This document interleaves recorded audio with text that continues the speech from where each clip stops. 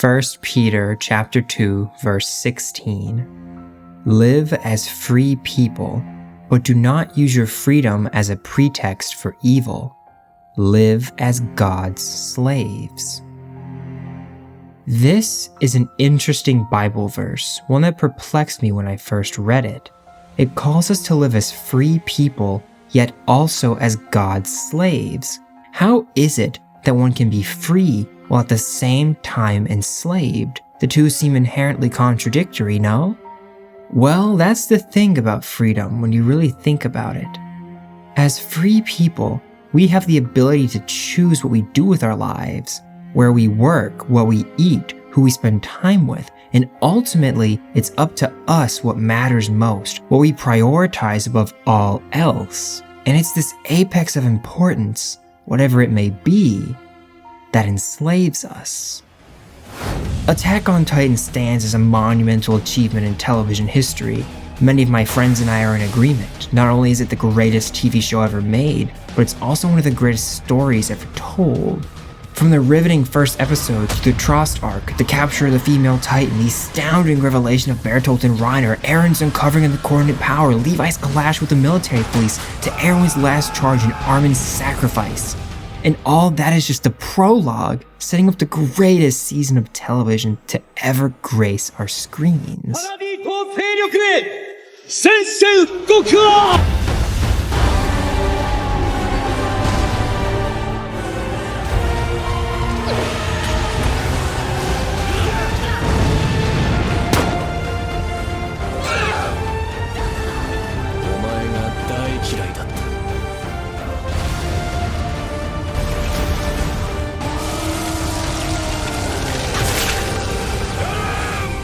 Within this whirlwind of emotional intensity and high-octane drama, a scale of storytelling which we may never see again, there's a serene, understated moment that might have slipped your mind amidst all the spectacle.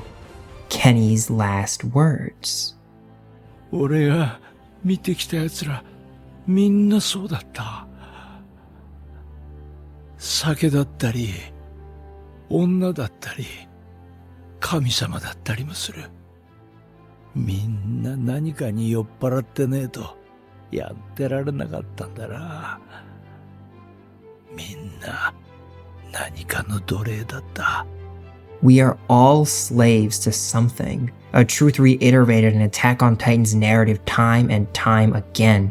Erwin's life was driven by a singular, selfish obsession to validate his theories about the world. Armin's self-sacrifice is rooted in the belief that his demise was a necessary step for his friends to see the sea. And Sasha, well, for Sasha, it's just food. For 3 seasons, our protagonists grappled with the mysteries of their existence within the walls and the origins of the Titans surrounding them. But after Eren and Armin's joint sacrifices, the survivors finally learned the truth. For most of human history, the Eldians, their own race, warred against all others, utilizing their Titan powers to conquer the world. There came a day, however, 1 century before, when the Eldian king, willingly shackled by pacifism, abandoned the rest of the world, enclosing some of his people within the walls, hoping to create for them a peaceful paradise. Meanwhile, the world he left behind became enslaved to a singular ideology, viewing his people capable of becoming monsters as less than human, deserving of fates far worse than death for the sins of their ancestors. Those who remained on the continent were forced into internment zones, while those who fled with the king, the world decreed, had to be eradicated from the face of the earth. 2,000 years prior, at the dawn of the Eldian Empire, a young girl, Ymir, was enslaved by one of the earliest Eldian rulers, King Fritz. Living the bleak, empty life of an abused slave, she sought any change to her fate. She wished to be noticed, seen, acknowledged, loved. Rebelling granted her nothing but the cruel validation of harsh punishments, but through unchecked obedience, even with her newly discovered Titan powers, she hoped to gain the one thing she truly wanted: the love of the king. This proved to be a fruitless endeavor, however, both in life as well as in the 2,000 years following her death, in which her consciousness continued to serve the king, creating titans to fuel the war efforts of his people. Her rescuer, Eren Yeager, driven for years by a yearning for absolute freedom, knowing the reality of his people's plight, had to act.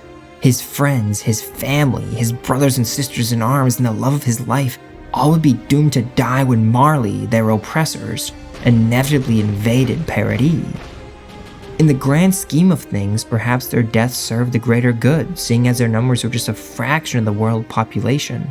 But the desire within Eren to free his people from this fate, to be free himself, was too great. From the very beginning, Attack on Titan has pushed the idea that one cannot bring about any change in the world without a willingness to sacrifice to that end. Specifically, back in Season 1, Armin said this. 何かを変えることのできる人間がいるとすれば、その人はきっと大事なものを捨てることができる人だ。化け物をもしのぐ必要に迫られたのなら、人間性をも捨て去ることができる人のことだ。何も捨てることができない人には、何も変えることはできないだろう。Molded by this idea from a young age, this being the sole reason he was able to defeat the treacherous female titan in the first place, Eren, akin to the island devil the world believes him to be, has fully subscribed to the notion that the ends justify the means. So to achieve his goals, to free his friends, to free himself, to finally exterminate his enemies, he lets Sasha die, beats Armin to a pulp, breaks Mikasa's heart, and slaughters thousands, abandoning his humanity for the sake of freedom. And this is the irony of his character, how Eren, the world's greatest advocate for individual freedom, becomes enslaved to that very thing while liberating Ymir from her seemingly endless servitude to King Fritz. With 2 millennia of pent-up heartache towards the king and unchecked anger directed at the world that hurt her so, Ymir, confronted by Eren, breaks free of the king's cold chains and aids Eren in his cruel cleansing of the world, a genocide of every man, woman, and child outside Paradis. The Rumbling.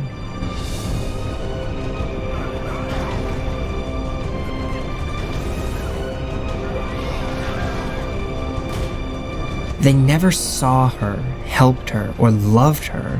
Each and every person crushed under the feet of her titans, Ymir wholeheartedly believes deserves to die.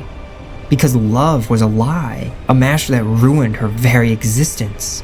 The world is just that cruel, and had this coming. Much like the Titans, the lifeless husks in human form he once vowed to eradicate, these people Eren now sees as equally worthless, deserving this grim fate. Abandoning the hidden reluctance that once drove him to tears, Eren fully commits to his and Ymir's joint genocide, reveling in the sight of those slain underfoot. They are not simply threats to his friends, no, more than that. They are obstacles in the way of his master, the addicting sensation of absolute freedom. This is the emotion Eren is drunk on, and one he ardently wishes to share with his friends, an elite squad simultaneously serving as humanity's only hope at stopping the man they, even now, consider family. Led by Armin Arlett and Captain Levi Ackerman, their ragtag team of warriors and island devils put their differences aside and attack Eren, beginning humanity's last stand against the discriminate hatred from both sides that brought about this calamity. Here, our heroes, akin to God's own angels, face off against the almost demonic titans that checker humanity's past in a fight fittingly titled The Battle of Heaven and Earth. As the scouts desperately attempt to overcome the literal personification of historical precedents, Armin, separated from the others, winds up face to face with the man who made Eren's genocide possible, Zeke Yeager. Zeke too sacrificed his humanity to reach this position, even if the outcome of his confrontation with Ymir did not go his way.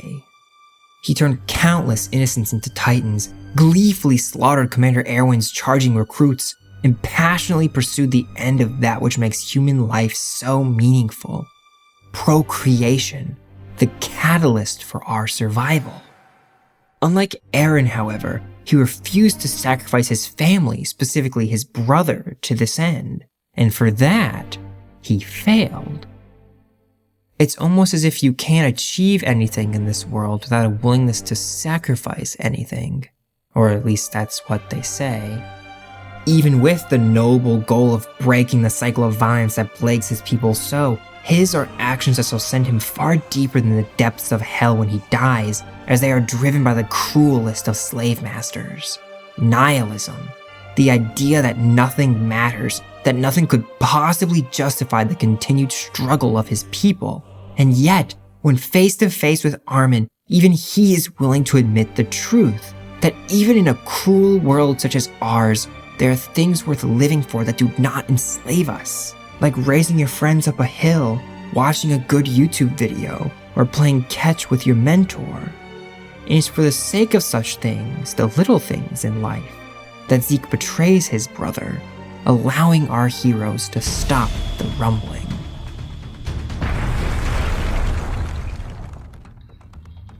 Even without her army of colossal titans, however, Ymir refuses to cease her efforts, and not a single man or titan can stop her. For Ymir's is not a power that can be overcome solely by brute strength.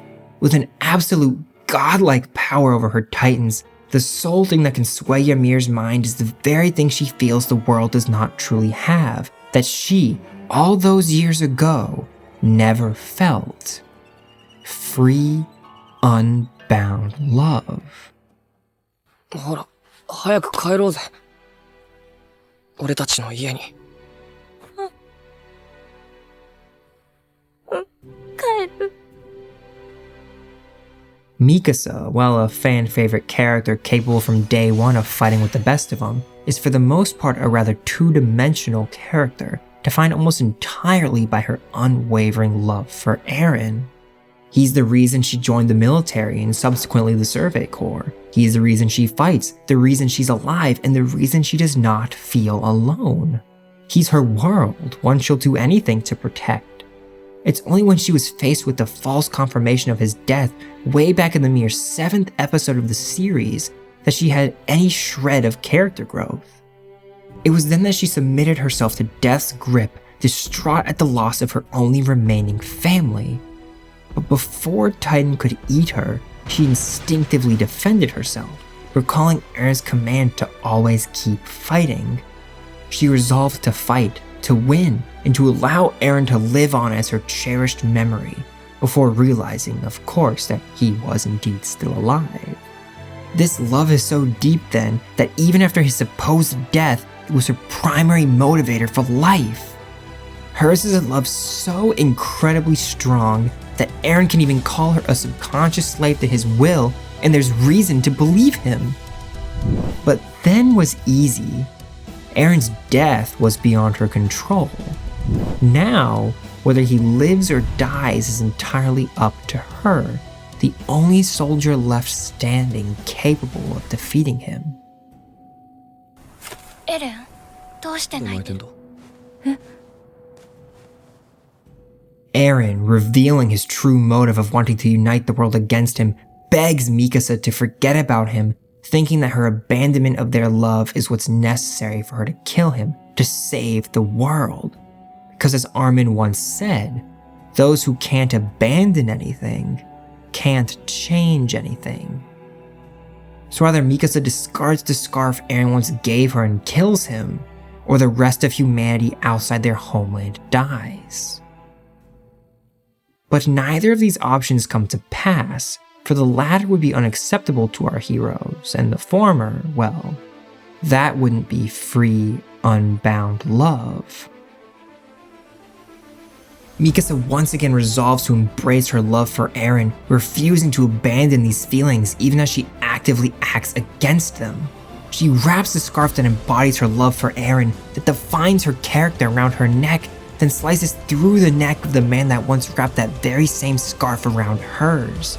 This is free, unbound love, a love that is entirely pure and just that imbues the wearer of this scarf with strength and does not serve as shackles that restrain her will.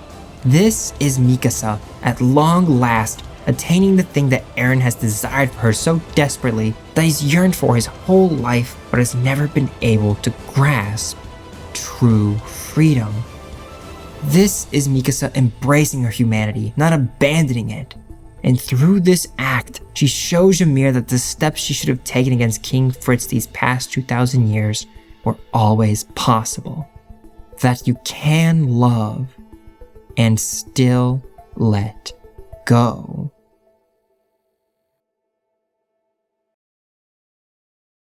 I've heard it said that, quote, to believe in an ideal is to be willing to betray it, unquote.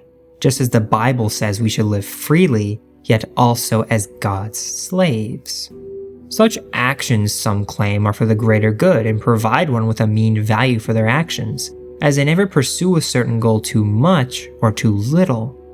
To what extent this is true, I'm unable to say, though I wholeheartedly believe Mikasa's killing of Eren Yeager, the man many still claim is a justified hero and wrongful martyr of Attack on Titan, was as moral as it was necessary for the survival of those outside the walls. Such an ideal, however, requires exactly what it preaches: a willingness to act against it. While this argument makes for a strong justification of Mikasa's actions, perhaps it is not the reason I believe her to be in the right. Maybe it's simply that I can't justify genocide, as it in itself is the greatest of all humanity's sins. What this argument does, however, is raise a very important question, one that I will now pose to you.